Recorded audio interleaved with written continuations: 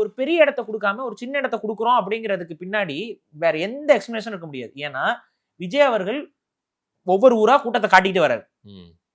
கரூர் தான் வந்து கூட்டம் அப்படின்னா கூட நாங்க கொஞ்சம் அண்டர்ஸ்டிமேட் பண்ணிட்டோம்னு நம்ம சொல்லலாம். 5-6வது கூட்டம் அது. ஆமா. அப்ப விஜய் வராரு அப்படின்னா அங்க ஒரு 30,000 பேர் வந்து கண்டிப்பா வராங்க அப்படிங்கறது நம்மளால உறுதி செஞ்சிட முடியும். இல்ல அவங்க எஸ்டிமேட்டே வெறும் 10,000 பேர் தான் வருவாங்கன்னு அவங்க அறிக்கையில கொடுத்ததா அது பரவுது. இந்த எஸ்டிமேட் பண்றது கம்மியா தான் சொல்லுவாங்க. நமக்கு தெரியாது. ஏன்னா நம்மளோட பொட்டன்ஷியல் என்னங்கிறது நிறைய பேருக்கு தெரியாது. ஸோ கம்மியா தான் சொல்லியிருப்பாங்க. கம்மியா சொன்னோடனே அவங்க கரெக்டான இடத்த கொடுக்குறாங்க. அப்படி நம்ம எடுத்துக்க முடியாது. ஏன்னா காவல்துறை கிட்ட உளவுப்பிரிவு இருக்கு. இவ்வளவு பேர் வந்துருவாங்க, இவ்வளவு பேர் இடத்துல இருந்துலாம் வந்துட்டு இருக்காங்க, எல்லாமே மானிட்டர் பண்றாங்க. ஸோ கூட்டம் வந்து கண்டிப்பா 10,000 நிக்க போறது இல்ல. இது அதிகமா தான் போகுது.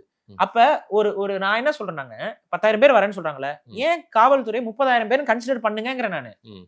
10,000 பேர் வராங்க, 10,000 பேருக்கான ஃபோர்ஸை விட, ஏன்னா நான் சொல்றேன்னா இதே ஒரு போராட்டம் அறிவிங்களே, ஒரு போராட்டம் மட்டும் அறிவிங்களே, காவல்துறை எவ்வளவு பேர் 10 பேரை வருவாங்க இங்க.